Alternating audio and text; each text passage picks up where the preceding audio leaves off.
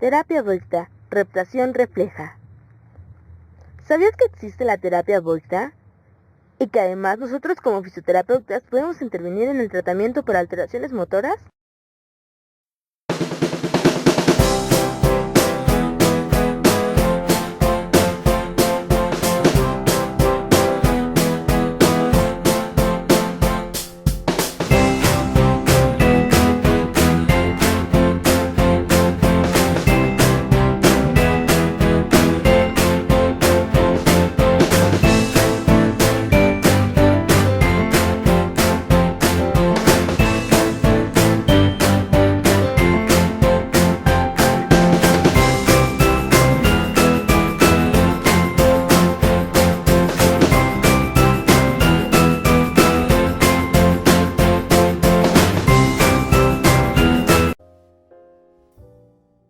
Reacción de Voigt. Se eleva el niño desde el decúbito prono y de forma rápida se inclina lateralmente desde la vertical a la posición horizontal. Primera fase. De la semana 1 a la 10.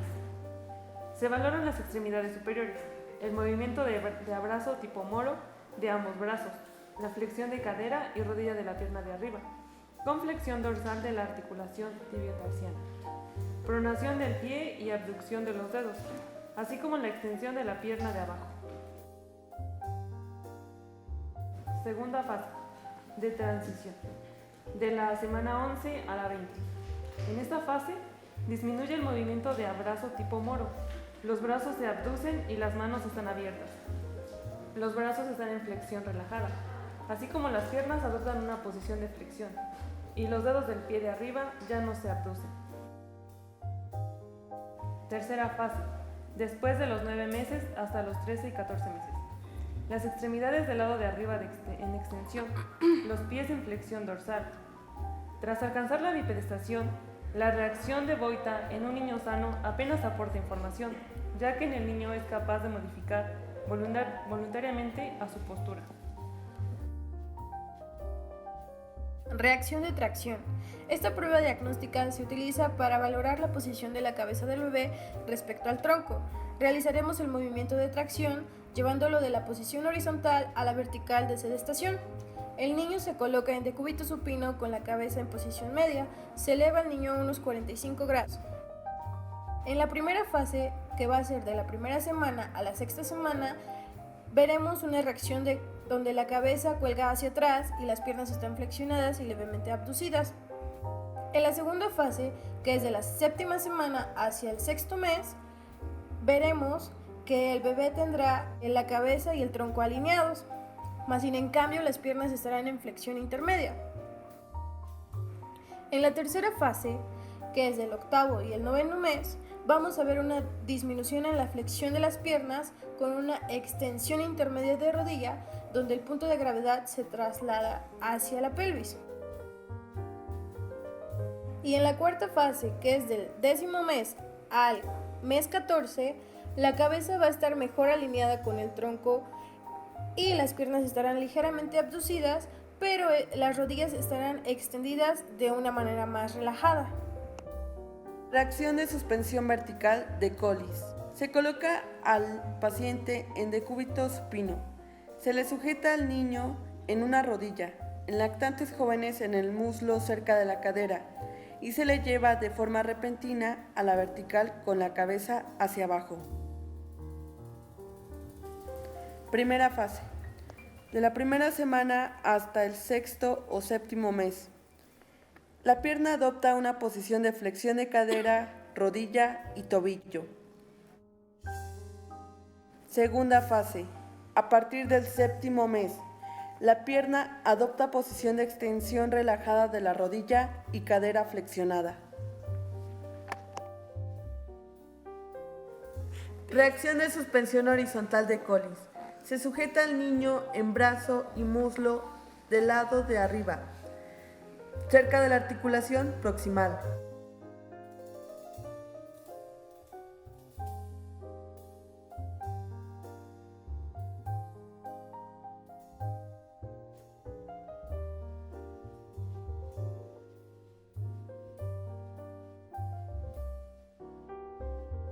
Reacción de suspensión vertical de Paper. En decúbito prono y la cabeza en posición media con las manos abiertas, se sujeta de la parte proximal del muslo del recién nacido y de forma repentina se le lleva al niño a la posición vertical con la cabeza hacia abajo. Primera fase. Desde la semana 1 hasta el final del tercer mes. Hace movimientos de abrazo tipo moro, después reacción de moro incompleta de los brazos y la nuca extendida con pelvis flexionada. Segunda fase, desde el mes 4 al 5. Los brazos extendidos hacia lateral, manos abiertas, nuca y tronco extendidos, y la posición de flexión de la pelvis disminuye. Tercera fase, desde el mes 7 hasta el 12. Los brazos se extienden hacia arriba con manos abiertas y extensión simétrica de nuca y tronco. Cuarta fase, a partir del mes 9. El niño intenta sujetarse en el volador y traccionarse hacia atrás. Reacción de Landau. Primera fase de 1 a 6 semanas. La cabeza y tronco ligeramente flexionados y brazos y piernas en flexión relajada. Segunda fase de la 7ª semana al tercer mes. Extensión simétrica de la nuca, ligera flexión del tronco y flexión relajada de brazos y piernas. En la tercera fase, esta es alcanzada a los 6 meses. Hay extensión simétrica del tronco, piernas en flexión relajada y ligera abducción. Los brazos sostenidos de forma relajada y hay disminución de la flexión de la pierna. La cuarta fase se alcanza a los 8 meses, las piernas y brazos en extensión relajada. Reacción de suspensión axilar. La posición del bebé va a estar vertical. Se le va a sujetar al bebé por el tronco, la cabeza va a estar hacia arriba y va a estar de espaldas al fisio. La primera fase consiste en que el bebé tenga las piernas en posición de flexión inerte, parecido a la primera fase de Landau. La segunda fase consiste en tener las piernas flexionadas hacia el tronco y va a tener una sinergia flexora de las piernas que va a ser similar a la segunda fase de reacción de tracción. La tercera fase, por último, va a tener las piernas en extensión relajada y los pies en flexión dorsal.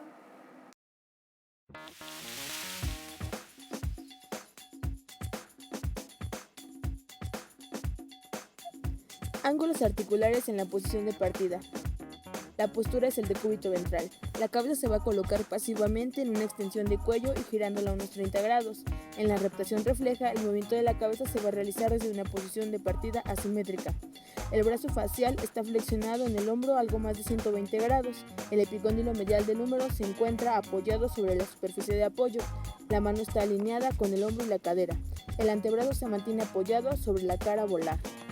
El brazo del lado opuesto a la cara está con el hombro y el codo en posición articular de 0 grados y se encuentra a lo largo del cuerpo. Las articulaciones de la mano y de los dedos se mantienen libres. La pierna nucal tiene la misma posición angular que la pierna del lado facial. El muslo en rotación externa y abducción. El cóndilo medial del fémur se apoya en el plano. El pie alineado con la articulación de la cadera y el hombro. Si se estimula la zona del talón, el terapeuta mantiene el pie pasivamente sobre el plano de apoyo con la articulación tibiotarsiana en 90 grados y con el pie en inversión.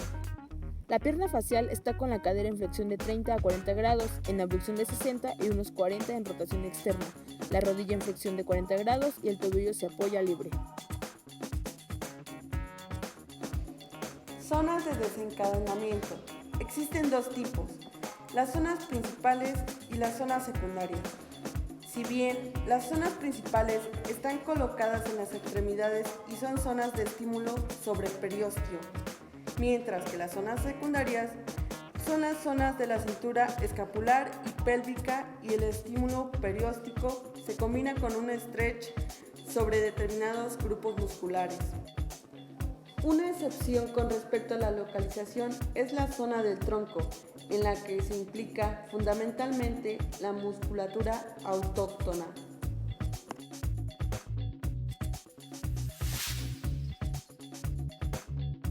Pierna nucal.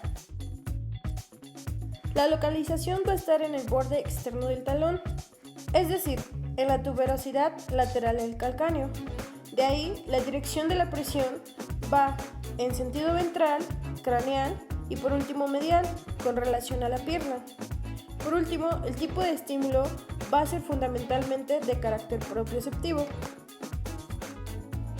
Pierna facial. La localización se centra en el epicóndilo medial del fémur. La dirección de la presión va en contra de la aducción y en dirección a la cadera. El tipo de estímulo es perióstico, además de presión de la cabeza femoral y un stretch de los aductores del muslo. Brazo nucal. Localización a 1 centímetro proximalmente a la apófisis estiloides del radio. Dirección de la presión hacia dorsal, lateral y craneal en dirección al codo y hombro. El tipo de estímulo es perióstico. Brazo facial. Su localización es en el epicóndilo medial del húmero. La dirección de la presión es hacia dorsal, caudal y medial con respecto al tronco. Tipo de estímulo, perióstico, además de la presión de la cabeza humeral en la cavidad articular del hombro.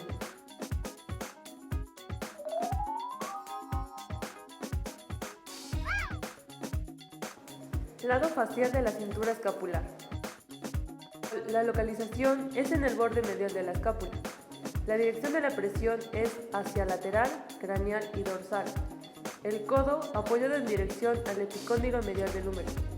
El tipo de estímulo es estímulo perióstico, con estímulo de distensión del músculo serrato anterior y eventualmente a los aductores de la escápula. Lado facial de la cintura pélvica. Localización va a ser en la espina ilíaca anterosuperior. La dirección de la presión va a ser hacia dorsal, caudal y medial. Y el tipo de estímulo va a ser perióstico y de stretch de la cintura oblicua abdominal del músculo cuadrado lumbar. Lado nucal de la cintura escapular. La localización se da en el borde ventral del abdomen. La dirección de la presión es hacia dorsal, medial y caudal. El tipo de estímulo es estímulo perióstico y de stretch, especialmente del músculo pectoral menor, de la parte superior del músculo trapecio y stretch transferido del músculo pectoral mayor del lado facial. Lado nucal de la cintura pélvica. Localización: la porción media de la aponeurosis del músculo glúteo medio. La dirección de la presión hacia ventral y medial. El tipo de estímulo es puntual, directo de la aponeurosis del músculo glúteo medio del lado nucal y el stretch del músculo glúteo medio estimulado. Va a aparecer un stretch indirecto en los músculos laterales del tronco del lado facial, que este va a incidir también sobre los aductores de la pierna facial y sobre el tríceps braquial del lado facial. Zona del tronco. La localización es por debajo del ángulo de la escápula en la línea escapular medial del lado nucal. La dirección de la presión es hacia ventral y medial en dirección al esternón.